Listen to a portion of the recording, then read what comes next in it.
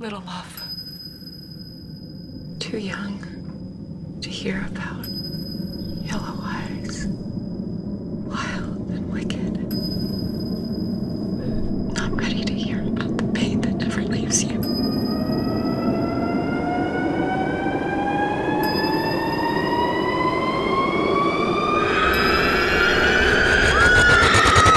Huh.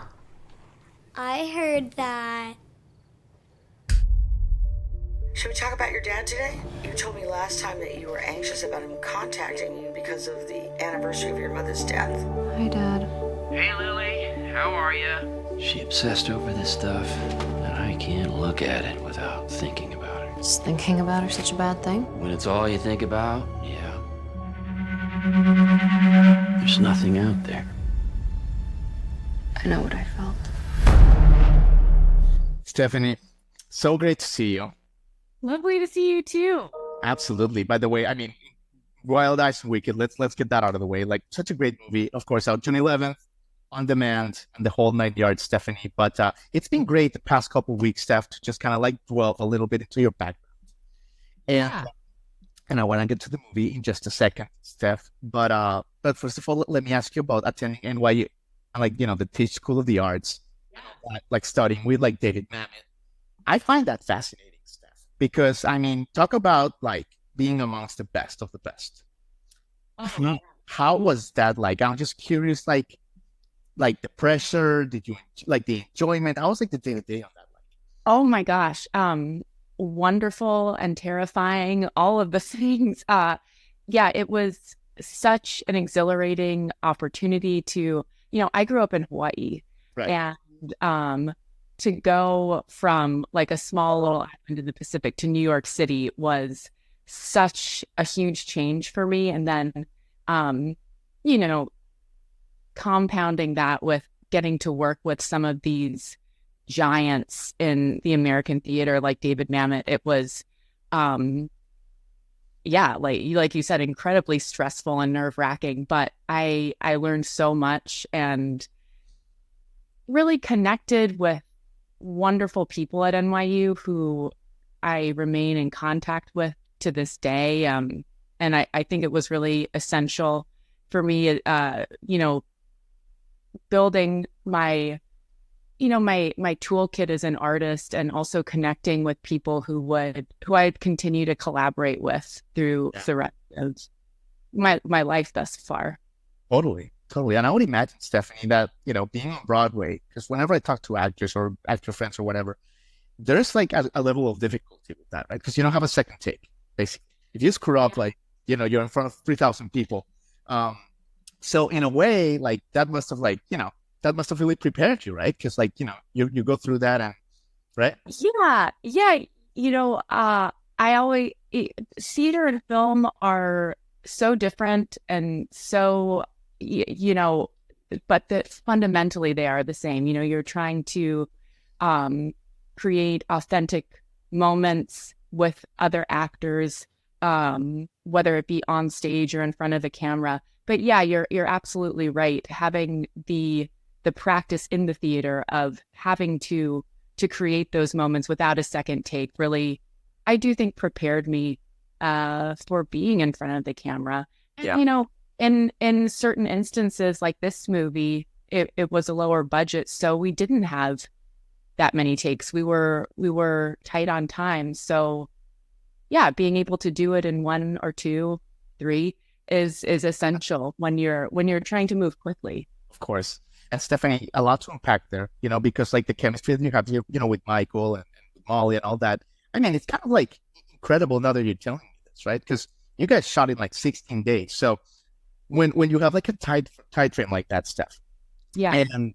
And I see this as well with like your stuff, like in Sunny Family Cult, and like there's always like a great chemistry with you and the cast. Yeah. How do you do that, Steph? And I mean that like at the beginning of the process, for example, you meet, like, how do you like kind of turbocharge that chemistry that like it does show on your acting? It's amazing.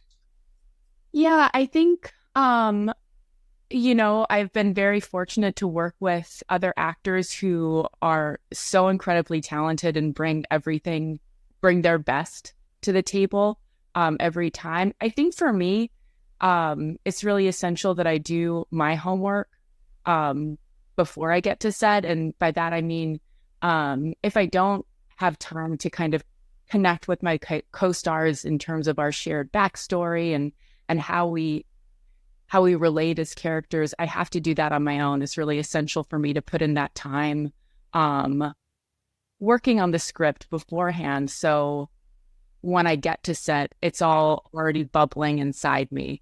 Yeah. I just get to play with the other actor. And usually they've done that homework too. So it's a lovely meshing of these two, points of view of two sides of preparation. Yeah. I mean, that's great. You know, I mean, because we saw it in Soft and Quiet too, but I guess what I'm curious about, and I love that you're kind of sharing this experience with us. Like, for example, in this role, you know, you play, you know, like a woman, you know, who obviously Sylvia, who, you know, passes basically. So when you're auditioning for something like this, and you say you're studying, like, where do you start, Steph? And I am just fascinated with your creative process. So I'm sorry, I'm like digging in deep, but I just I just love, like, you know, all this stuff, you know? Yeah.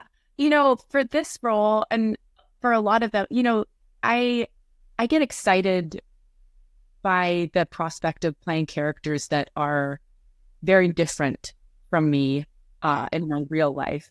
And I guess with preparing for Sylvia, you know, this is a woman who is struggling with deep depression, who's struggling with a demon, whether it be, you know, an actual medieval demon that's come into her life, or a mental demon.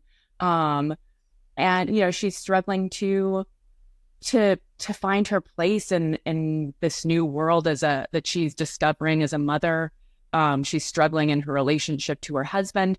So for me, like, to prepare for Sylvia, and honestly to prepare for any role, I really have to figure out what part of the character I as Stefanie can empathize with. And that doesn't mean that, like, you empathize with all of them, all of these character traits, but finding that one and really grounding it emotionally in something that I can understand too. So with Sylvia, it was trying to ground it in my connection to her feeling like that she was out of control in her life. I think that's a pretty universal feeling that we can all relate to. Like, so I guess, that was my process. And then I luckily don't struggle with, at least not that I know of, a demon in my head or a literal demon. But I think once I have that initial touchstone of connection, it's easier to kind of creep into the other aspects of this character using that imagination, but really grounding it in something that I can genuinely relate to. That sounds like interesting stuff. It's almost hard because, you know, like, just like, you know, on research and on other interviews with you, I mean, like, clearly now you're a person that obviously lives in a state of gratitude, of joy, you know, of empathy. Yeah. So is it, like, difficult as an actor almost, like, when you go into a role like Sylvia or others you've done in the past, you know, that maybe don't live in that state, maybe they live in a state of depression or anger or something like that, and kind of live there for 16 days, and then you have is that a little bit, like, almost like jarring to kind of go out into the real world after that for a little bit? Gosh, that's a good question.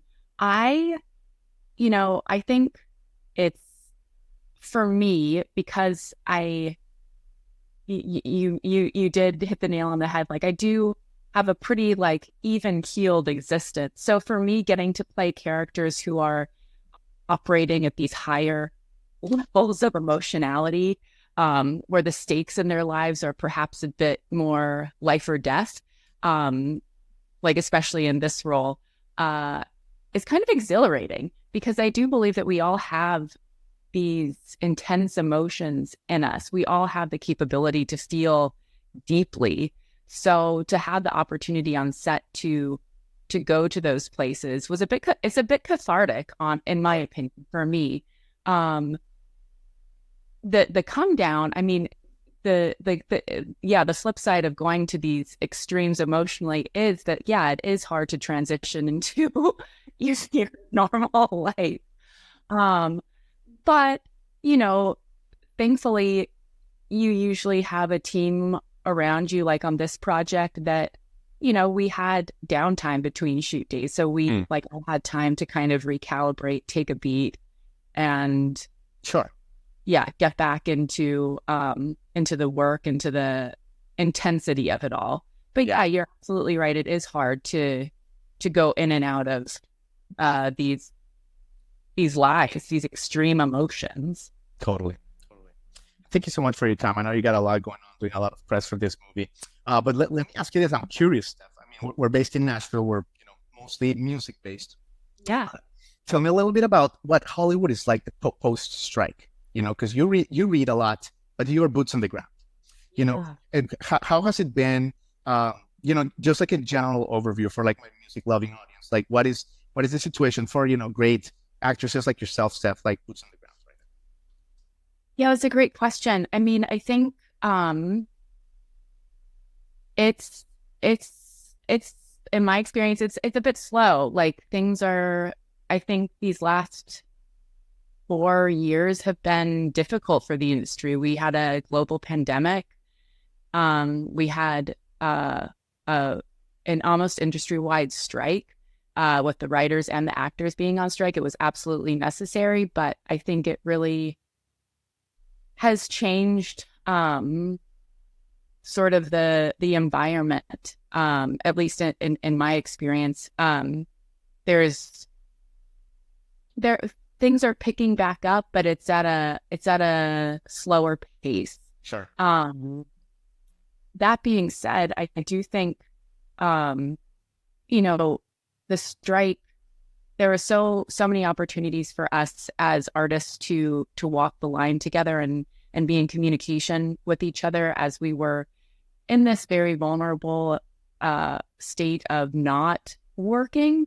And I think, at least in my opinion, that has led to a lot of artists connecting that perhaps wouldn't have had the chance in the past. I know that I've connected with other actors, other writers during the time of the strike. And I think that like a year from now is going to yield some really interesting collaborations and film projects or television projects. Sure. But I think at the moment, the industry is still trying to find its footing a little bit. Fair, Steph. Well, listen, you got a lot going on. Let me leave you with this. Like I said, we're a music podcast. Stefanie Estes, like when you're in Hawaii, growing up, and now your career, what's the music that has like that? You have a big audition. You have this big audition. You're auditioning for Wild Eyes and Wicked or some other great projects that you have. You want to get in state or something. Like, what's the music that pumps you up that has always inspired you? Music that pumps me up and that has always inspired me. Oh my gosh. I love listening to film scores. Like, I love a good, Howard Shore score or, Danny Elfman. Yeah. And it depends on like what the vibe of the project is that I'm auditioning for. John Williams. Right.